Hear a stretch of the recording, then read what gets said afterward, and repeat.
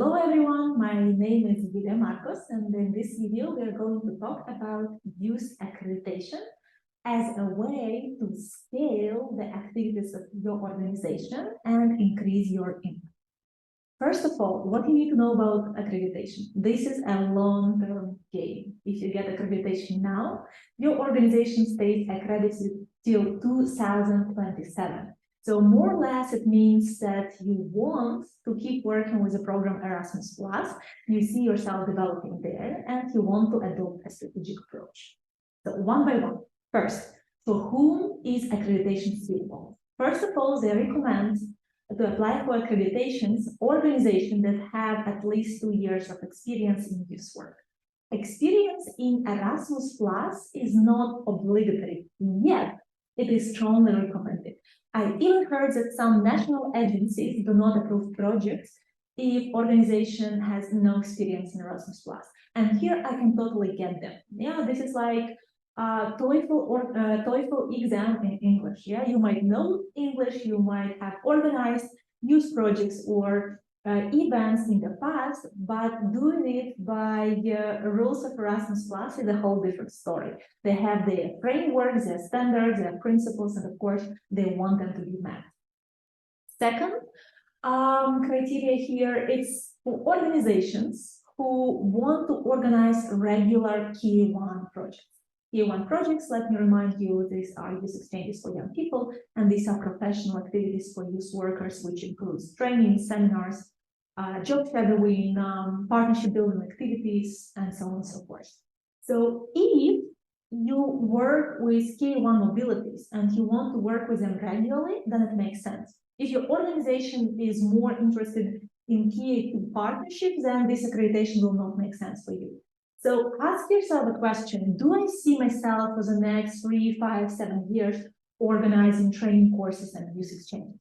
Do we need them regularly or applying from time to time, maybe once a year or once in 2 years will be enough? Yeah, if your answer is yes here, you want to keep it as a regular activity, it makes sense, it builds up upon what you do, then yes, go for it. Let me give you here an example of Youth Academy. In Youth Academy is not a legal entity. Yeah, this is the academy that is powered by 2 organizations. Synergy Bulgaria, and I'm a strategic leader of Synergy Bulgaria, and Live Zone from Estonia, and Anna runs Live Zone. What we do, both our organizations are accredited, and now at least one of our professional activities we are putting under Youth Academy so that this community doesn't stay only online, but also has offline activities. For us, this is extremely important, and it's important to have it predictable. In this way, we know that twice per year we can offer learning opportunities for experts, we can organize partnership building activities for you. So for us, this is a very strategic move. Having accreditation guarantees there will be regular activities. And the next thing is the accreditation, yeah, is for those organizations who want to play by Erasmus rules, yeah, who are ready and want to deliver consistent quality and impact in their activities. What I mean by it is that once you are accredited, you cannot apply under standard procedure. And the next round of funding will be evaluated upon your previous results. So let's say in 2022, we got our first grant as a credit organization. Yeah, later on, when we realize 3 projects, because we have 3 projects under accreditation, I will write the final report. Based on my final report, they will put me in the ranking of Bulgarian organizations. And next time, the amount that we are going to get as a credit organization will depend on this ranking. The higher you are in the ranking, of course, the bigger chance that you will get the whole requested amount. But still, in every country, a national agency has limits, like the minimum and the maximum that organization can get. For example, in Bulgaria, the minimum is 25,000 euros. But of course, we're not interested in 25,000 euros because 25,000 euros can power only one KA1 mobility, and we are planning to have 3 per year. So basically, more or less, we're applying for 75,000 euros.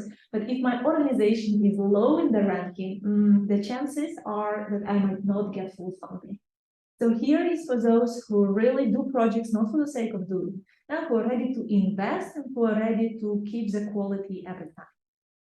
What are the benefits of accreditation? First of all, it's fast track. If normally writing K1 project will take you 70, 80, 120 pages, and then imagine for every deadline, you spend so much time and hours of doing this routine job, especially if you have this experience from the past. So doing the same thing again and again and again, agreeing with partners, reapplying, being in the competition with other organizations. Only for the last deadline in Bulgaria, they had 102 applications for youth exchanges only. Yeah, I mean, it takes a lot of time and effort. What accreditation allows is to have a fast track. Once you are accredited, it will take you 20 minutes just to put the numbers, how many activities you want, how many participants there will be, and what's the duration of each activity. And that's done. And that's the beauty of accreditation. It saves a lot of time and a lot of effort. Second thing, the benefit of it is that it really supports your strategic development. When filling in the form, when you apply with accreditation form, yeah, it's a long form that asks for a lot of details. Me personally, although I'm very experienced in project writing, it took, I think, between 1 to 2 weeks to write it down because it's a self-reflection process. Yeah, it's reflection on where your organization is going. Yeah, remember in the first module we were talking about strategic development. You will need that module now. Because here they ask you where you're going to be as an organization in 7 years. What numbers do you plan to hit in 7 years? What the outcomes you will get in 7 years? If you're not clear about it, if you do in your organization everything, all the topics, all target groups, it's not going to happen. I mean, it's like first, even if you get your accreditation approved, oh my God, you will struggle on the way. So when writing accreditation, really take your time, sit down with your team and see where you want to be as an organization.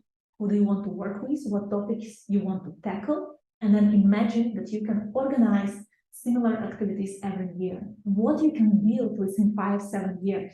For me, for example, this is a very strong brand of Erasmus Youth Academy. And on the other hand, our youth projects, they are enriching our experiential learning center outside of Sofia, because all youth exchanges we plan to develop there, to deliver there, and it will help the place to grow, the place to be known to other organizations and to support local community.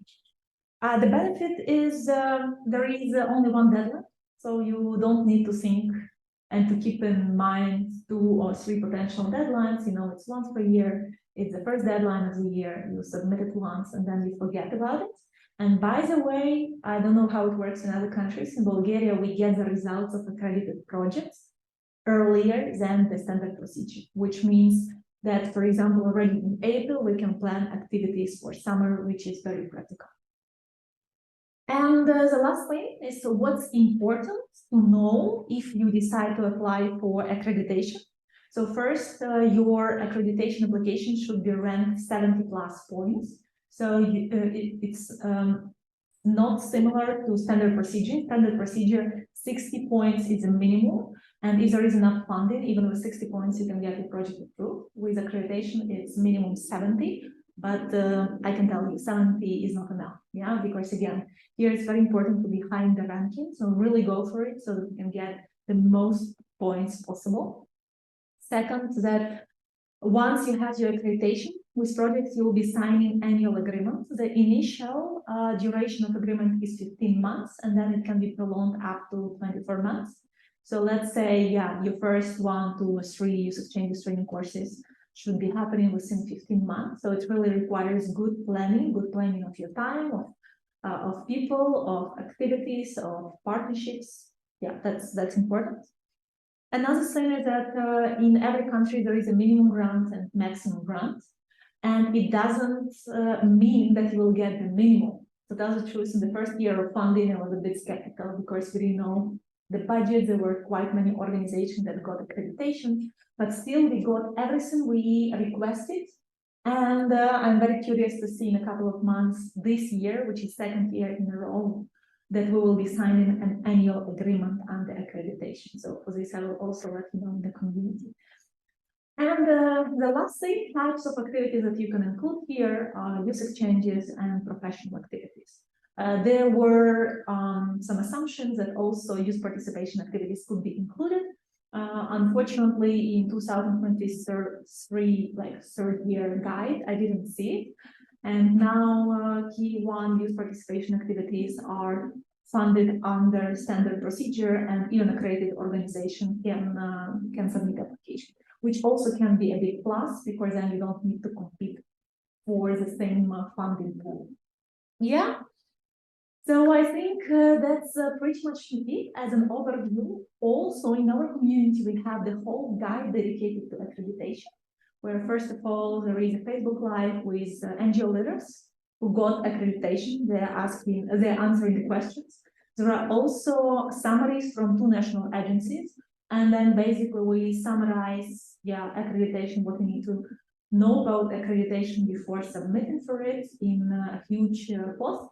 So go there, check it out, ask the questions, and really, if you have capacity, if you plan to go strategic, if you want to work with KA1 mobilities, accreditation is one good way to do so. That's it from me for today. See you soon.